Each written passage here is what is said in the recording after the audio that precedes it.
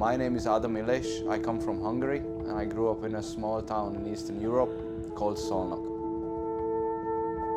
The two things that defines my art or inspired my art was rebellion and graffiti. I was quite rebellious in my teenage years. I didn't like what my teachers was telling me and my parents was telling me, and I was generally rebelling against everything that was the ordinary and that was the normal.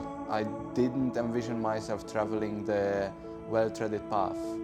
So I chose to leave Hungary when I was 18, fresh out of school, and I went to explore the world. And this courage stayed with me up until today to make bold decisions and bold moves.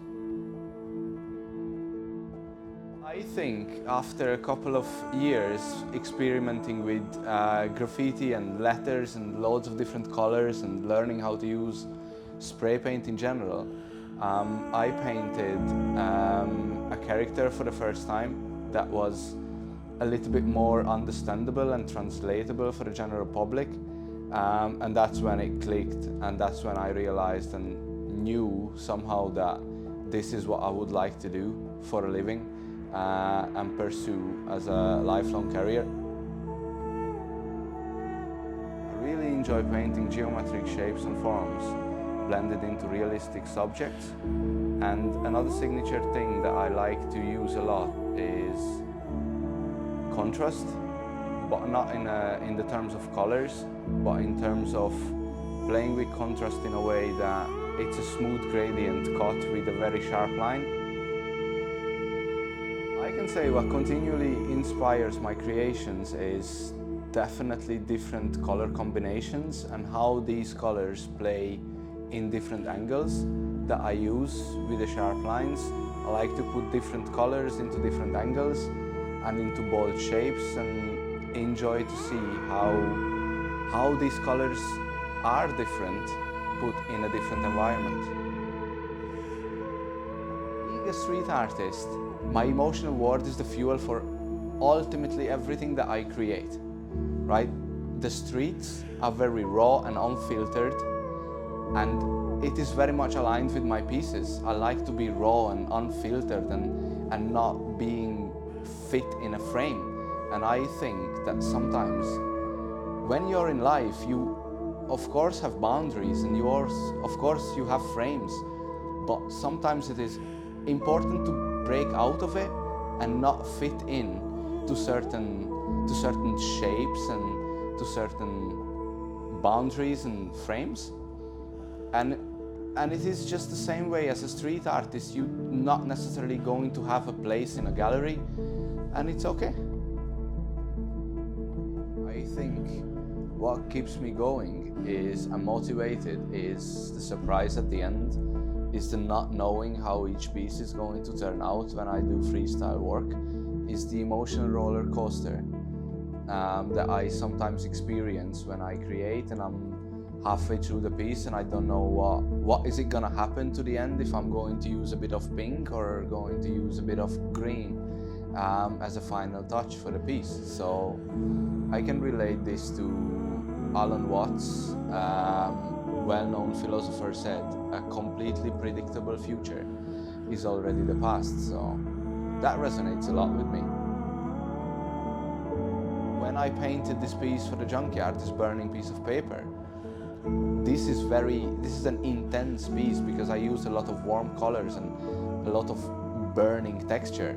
So I try to influence how they think with colors, but how I translate colors is not necessarily how they will translate the colors.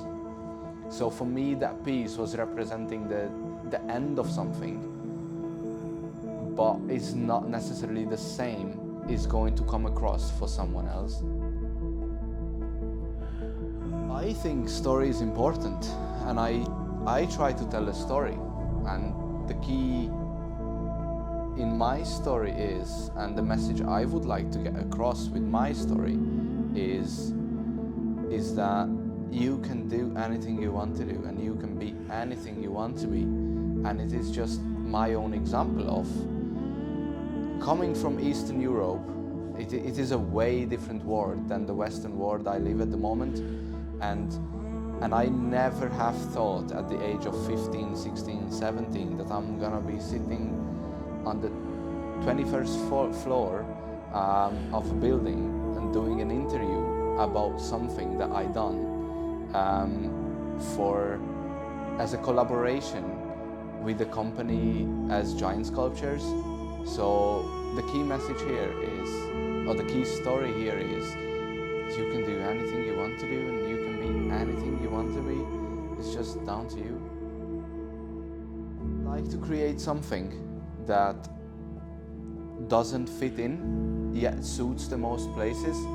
And when I use very minimal amount of colors, that helps me a lot to play with them, with different shades of a certain color. So when I start a piece, it usually starts with a single color, and I build up from that and build a piece that suits most places, but is still out of the ordinary a little bit. How you manifest your dream life?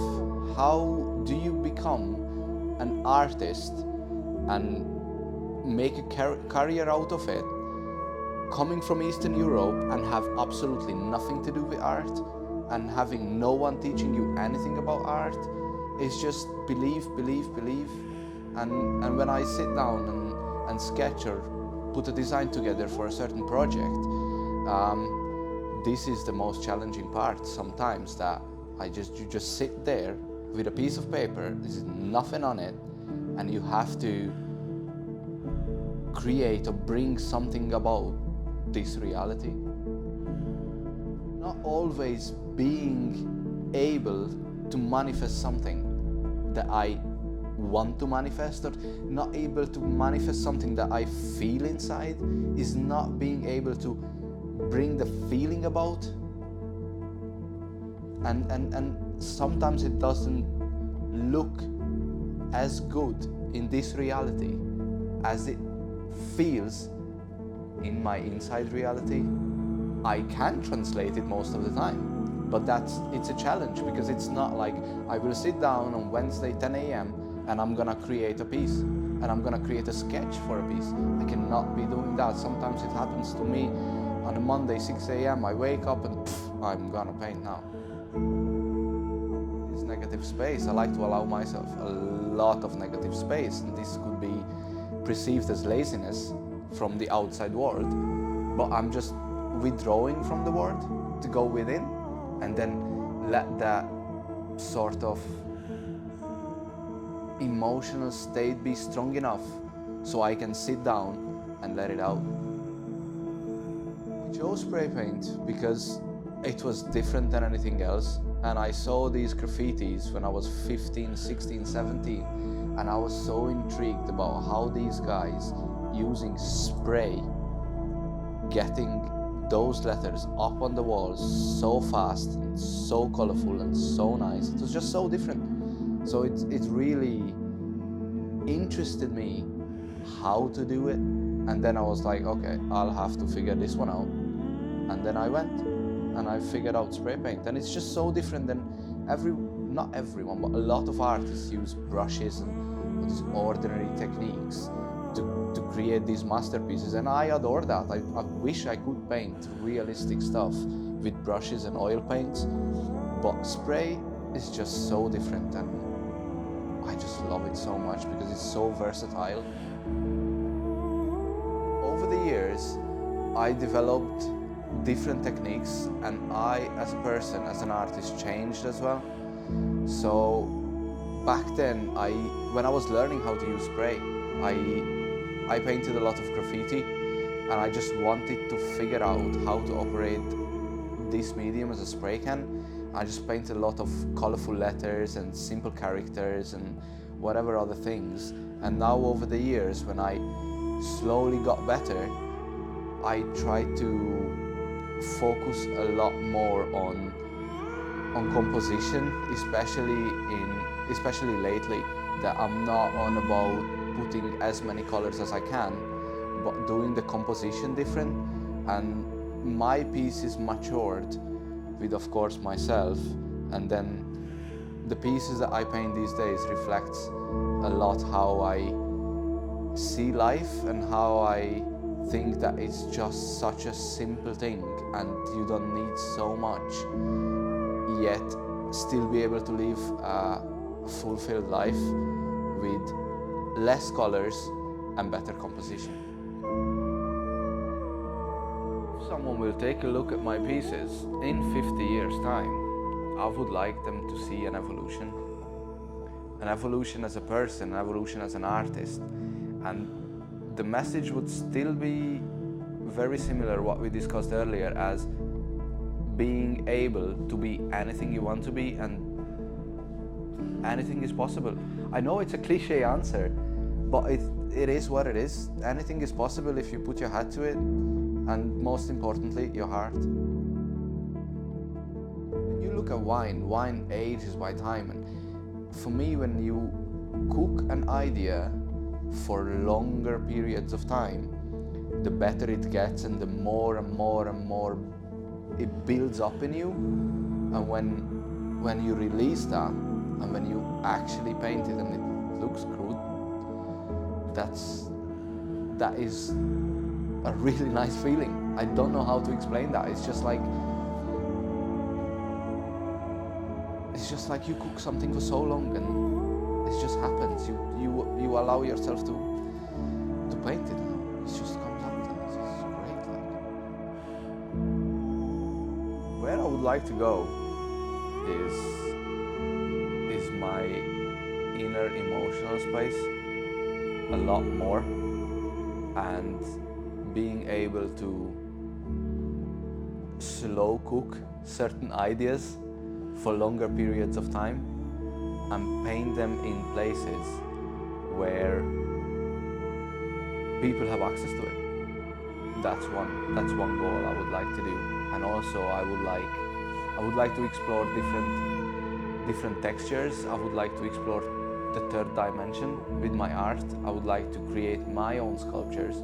Of course, it's an honor to be painting these bears and